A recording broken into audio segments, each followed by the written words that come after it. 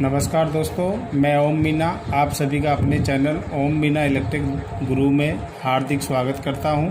यदि यह वीडियो आपको पसंद आए तो आप इसको लाइक और शेयर करें, और यदि चैनल पर आप पहली बार आए हैं तो चैनल को सब्सक्राइब करें। दोस्तों, हमारे वीडियो में आप सभी को वो सभी बेसिक ज्ञान व इंटरव्यू में पूछे गए क्वेश्चनों का सरल और सहज तरीके से आंसर मिलेगा, जिससे आप आगे बढ़ सकें। तो दोस्तों, शुरू करते हैं आज का वीडियो। आज का टॉपिक रहेगा अपना एसी और डीसी।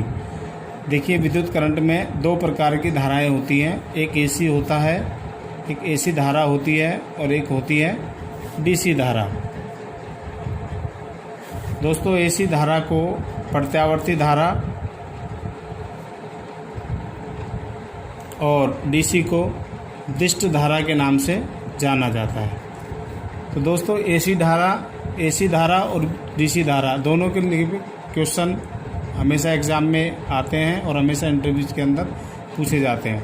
तो दोस्तों, सबसे पहले ये जानेंगे कि एसी धारा क्या होती है। देखिए, एसी धारा वह धारा होती है, वह विद्युत धारा जिसकी दिशा एवं मान समय के अनुसार परिवर्तित होता रहता है, क्या कहलाता है? एसी विद्युत धारा कहलाती है। और डीसी वह विद्युत धारा होती है जिसका मान एवं दिशा समय के साथ क्या रहता है? नियत रहता है। तो दोस्तों, देखिए, इस प्रकार से समझेंगे। सबसे पहले एसी विद्युत धारा को समझना है कि एसी विद्युत धारा के लिए कहा गया कि वह विद्युत धारा जिसका मान एवं दिशा, तो मान और दिशा कैसे बदलती है वो आपको बताएंगे। देखिए, एसी के अंदर एक फेज पाया जाता है और एक क्या पाया जाता है? न्यूट्रल पाया जाता है। जबकि डीसी के अंदर फेज नहीं पाया जाता और न्यूट्रल नहीं पाया जाता। इसमें क्या पाया जाता है? प्लस पाया जाता है और माइनस पाया जाता है। तो एसी विद्युत धारा का साइन वेव हम समझेंगे। एसी विद्युत धारा को इस प्रकार समझ सकते हैं कि विद्युत धारा का दिशा एवं मान कैसे प्रभावित होता है। और हाँ दोस्तों, इससे पहले आपको याद दिला दूं कि भारत के अंदर फ्रिक्वेंसी का मान कितना पाया जाता है? 50 हर्ट्ज। ये मान हमेशा के लिए क्या है?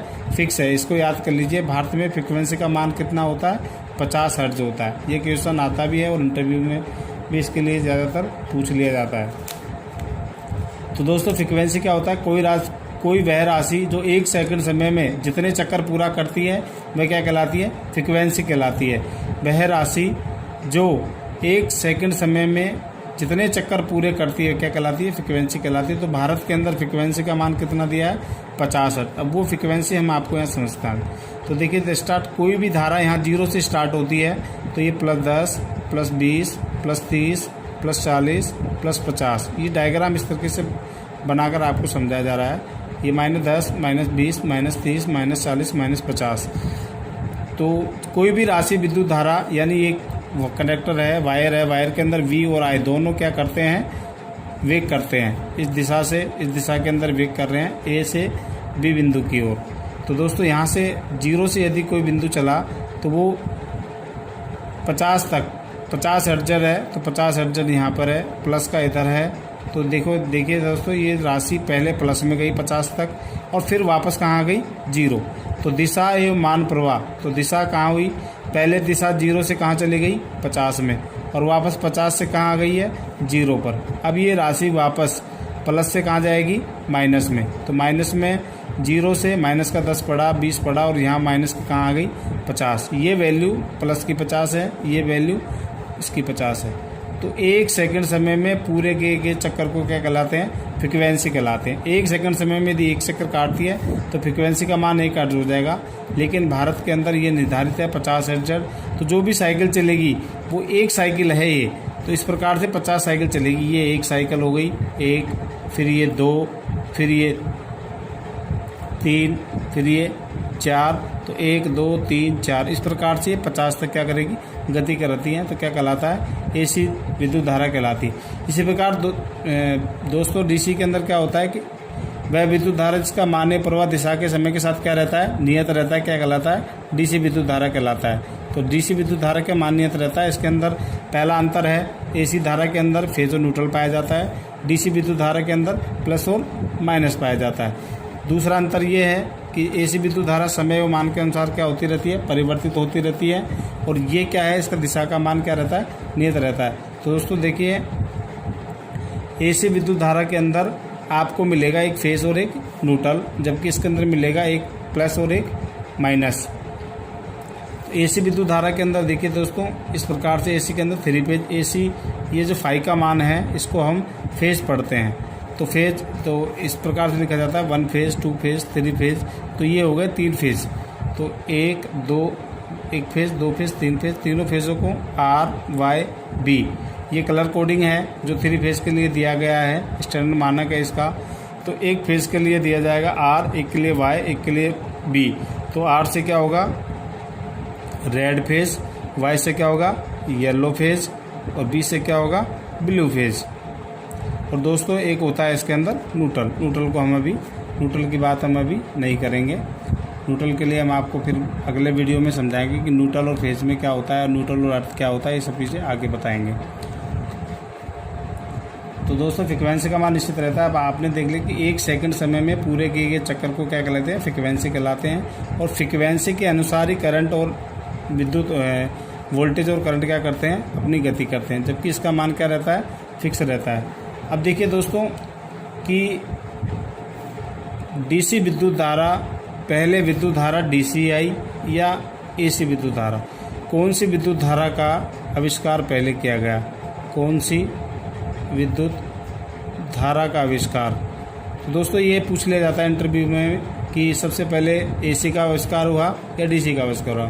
तो दोस्तों मैं आपको याद दिला दूं, सबसे पहले थॉमस एडिसन नामक वैज्ञानिक ने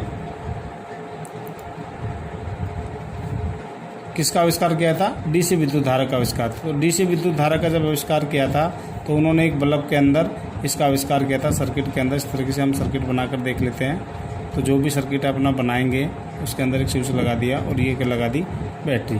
थॉमस एडिसन नामक व्यक्ति ने जो आविष्कार किया था वो किसका किया था, डीसी का। इसी आविष्कार को देखकर 1883 के आसपास निकोलस टेस्ला नामक वैज्ञानिक ने किसका आविष्कार किया, एसी विद्युत धारा का आविष्कार किया।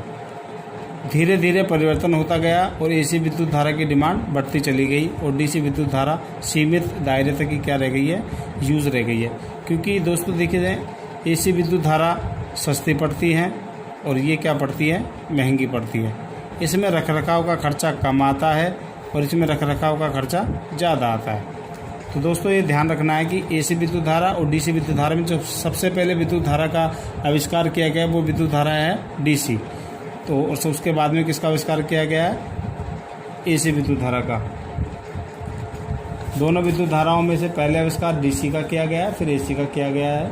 तो दोस्तों अब आगे आपको देख लेते हैं कि डीसी विद्युत धारा जो आपकी है उसकी दिशा एवं मान क्या रहता है, नियत रहता है। डीसी विद्युत धारा के अंदर फ्रीक्वेंसी का मान क्या पाया जाता है, 0 पाया जाता है। फ्रीक्वेंसी इसके अंदर होती नहीं है, फ्रीक्वेंसी का मान इसके अंदर 0 पाया जाता है, या फिर इसको यूनिटी कह सकते हैं। सबसे अच्छा जो अब इसके अंदर दोस्तों बात आएगी पावर फैक्टर की। ये जब फ्रीक्वेंसी का मान चलेगा तो बात चलेगी पावर फैक्टर की। तो दोस्तों पावर फैक्टर क्या होता है, देखो पावर फैक्टर आपको बता देता हूँ थोड़ा सा।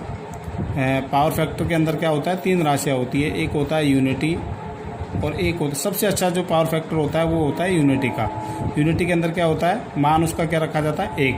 पावर फैक्टर जो एसी के अंदर पढ़ा जाएगा, जो डीसी के अंदर पढ़ा जाएगा, वो पावर फैक्टर की वैल्यू कहाँ से पढ़ी जाती है, पावर फैक्टर की वैल्यू पढ़ी जाएगी 0 से लेकर 1 तक। यानी 0 के बाद 0.1, 0.2, 0.3, 0.4, 0.5, 0.8, 0.9 से लेकर यहाँ तक। और इसके बाद में यदि 1 के बाद में कोई वैल्यू पढ़ी जाती है पावर फैक्टर की, तो दोस्तों वो ये प्लस में था, और जो पावर फैक्टर की वैल्यू पढ़ी जाएगी वो पढ़ी जाएगी -0.1, -0.2, इसी प्रकार -0.9 तक। तो पावर फैक्टर की वैल्यू आपको देखना है। पावर फैक्टर 3 प्रकार के होते हैं। जो सबसे अच्छा पावर फैक्टर होता है वो होता है यूनिटी पावर फैक्टर। एक तो होता है लीड पावर फैक्टर, एक तो होता है लीड राशि, और एक होता है लैग राशि। तो दोस्तों जो लीड राशि और लैग राशि होती है उसके अंदर क्या होते हैं, दोनों वोल्टेज और करंट का क्या है, अनुपात देखा जाता है। अब अनुपात कैसे देखा जाएगा, जो फ्रिक्वेंसी इस प्रकार देखे आप देख रहे हैं।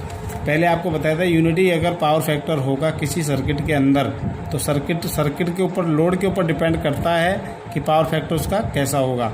तो पावर फैक्टर की वैल्यू पढ़ने के लिए यहीं 0 से चलेगा। कोई भी पावर फैक्टर यहाँ से चलता है मान लो, तो हमने मान लिया कि वोल्टेज गति कर रहा है, जीरो वैल्यू से यहाँ जीरो तक। तो यदि करंट भी इसके साथ में यहीं से वैल्यू करके और यहीं पर आ जाता है तो देखो दोस्तों, ये हो गया करंट, ये हो गया वोल्टेज और ये हो गया करंट। तो ये यूनिटी पावर फैक्टर माना जाएगा। इसके बाद में लीड राशि मान ले कि ये कोई राशि है, यहाँ से गति कर रही है लोड के अंदर, तो ये मान लो वोल्टेज गति करके यहाँ से यहाँ तक पहुँच गया है, जीरो से लेके यहाँ तक। तो इसके बाद में करंट अब जीरो से स्टार्ट ना होकर दोस्तों यहाँ देखिए जीरो, यहाँ देखिए 5, यहाँ 10, यहाँ 15, यहाँ 20। तो जीरो से स्टार्ट हुआ वोल्टेज और ये स्टार्ट होगा 5 से, तो इसके आगे जाके रुकेगा। तो इस सर्किट के अंदर लीड राशि क्या हो गई है, वोल्टेज, और डिपेंड करता है लोड के ऊपर। और इसमें लैग क्या कर गई है, लैग राशि हो गई आपकी करंट। और अब बात कर लेते हैं लैग राशि की। तो लैग राशि के अंदर क्या है दोस्तों, किसी प्रकार का सर्किट बनाएंगे, वही 5, 10, 15, 20, जीरो से कोई भी सर्किट स्टार्ट हुआ और यहाँ तक चला गया। तो मान लो ये राशि है आई, वो तो अब वोल्टेज इसमें प्राप्त होगा यहाँ से। तो दोस्तों ये जो राशि है, अब ये क्या है, इस राशि के अंदर ये क्या हो, लैग राशि।